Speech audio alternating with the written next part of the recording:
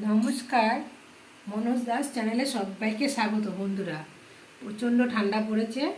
আজকে প্রতিদিনের মতন আজকে নিয়ে চলে এসেছি নতুন একটা ভিডিও। চলো দেখতে থাকো আমার সঙ্গে। এখন প্রচণ্ড কনকন ঠান্ডা। আজকে কী বাজার করেছি চলো তোমাদের সেটা দেখাবো, আমার সঙ্গে থাকো। আজকে রান্না করবো সোয়াবিন। তা সোয়াবিনটা আমি এই যে গরম জল ফুটে গেছে মধ্যে দিয়ে দেবো।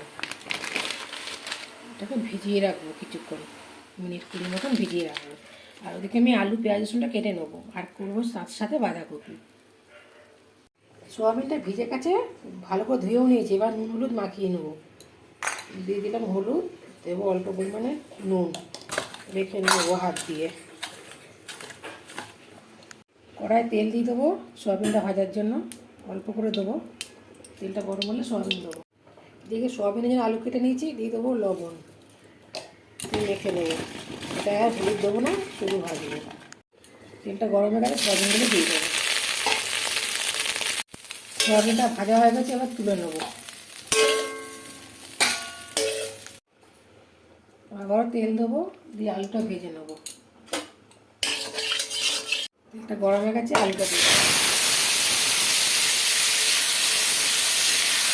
তারপর লাল লাল করে ভেজে নেবো। আলুটা ভাজা হয়ে গেছে, তুলে নেবো। সব কটা আলু তুলে নেবো। কড়াটা তেল দিয়ে দিয়েছি, দিয়ে দেবো এবার জিরে ফোড়ন।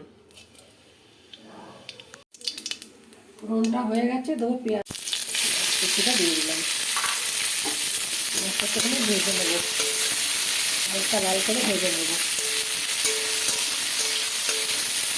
পেঁয়াজটা ভাজা হয়ে গেছে, দেবো রসুন বাটা। অল্প করে দেবো, বেশি দিলে না রসুনের গন্ধটা ভালো লাগে না। ওটাতে তেলে দিয়ে দেবো, একটুখানি কাঁচা গন্ধটা চলে যায়। তেলে পরে দিয়ে দেবো আদা বাটা, দিয়ে দিচ্ছি আদা বাটা। আদাটাকে সেমভাবে করে নেবো, তেলে দিয়ে করে নাড়িয়ে নেবো। এবার সব কিছু একসঙ্গে মিশিয়ে দেবো। দিয়ে দেবো টমেটো কুচি, সাধারণ করে লবণ। লবণটা দেওয়ার কারণ হচ্ছে যাতে টমেটোটি গলে যায়। টমেটোকে ভালো করে গালিয়ে নেবো। নুনটা দিয়ে দিলাম। এবার গুঁড়ো মশলাগুলো দিয়ে দেবো। প্রথমে দেবো হলুদ গুঁড়ো, তারপরে দেবো লঙ্কার গুঁড়ো, জিরে গুঁড়ো, ধনে গুঁড়ো দিয়ে মশলাটাকে নাড়িয়ে ভালো করে কষিয়ে নেবো। রঙের জন্য দেবো কাশ্মীরি লঙ্কার গুঁড়ো।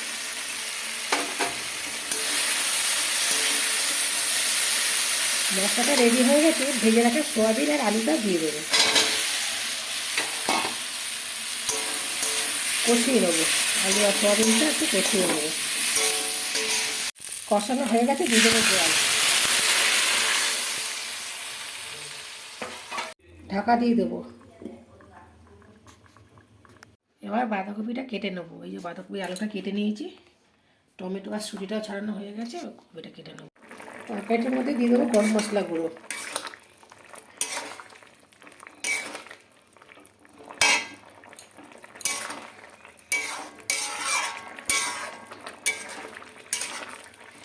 আর এবার একটু ঢাকা দিয়ে দেবো। তরকারিটা আমার রেডি হয়ে গেছে, এবার আমি নামিয়ে নেবো। গামলিতে নামিয়ে নেবো। এই যে গামলিতে নামিয়ে দিলাম। তরকারিটা আমার রেডি হয়ে গেছে, সয়াবিন তরকারি। বাঁধাকপিটা বসিয়ে দেবো। তেলটা গরম হয়ে গেছে, দিয়ে দেবো পাঁচফোড়ন। পাঁচফোড়ন দিয়ে দিলাম।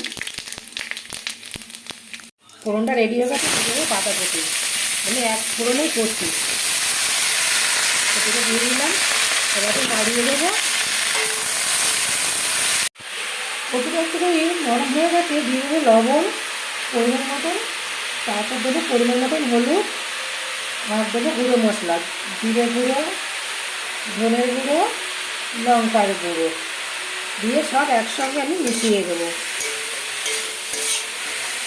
এবার কেটে রাখা টমেটোটাও দিয়ে দেবো। মটরশুঁটিটা আগেই দিয়েছিলাম, দিয়ে ভালো করে নাড়িয়ে ঢাকা দিয়ে দেবো। সেদ্ধ হওয়ার জন্য ঢাকা দেবো।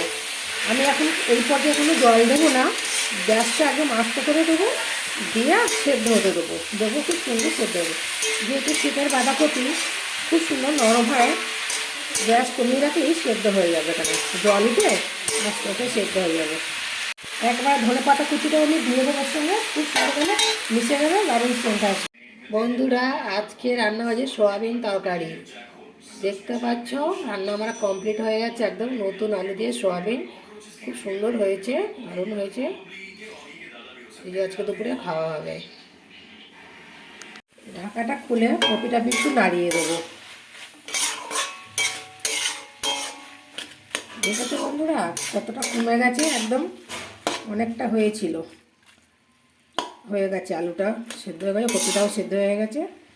আর একটু সামান্য টানিয়ে আমি নামিয়ে দেবো, কপিটা তাহলে আমার রেডি হয়ে যাবে। আবার একটু ঢাকা দিয়ে দেবো। কপিটা হয়ে গেছে, বাঁধাকপিটা এবার নামিয়ে দেবো। গামলাতে নিয়ে নিয়েছি, ঢেলে দেবো গামলায়। তো বাঁধাকপিটা আমাদের রান্না কমপ্লিট।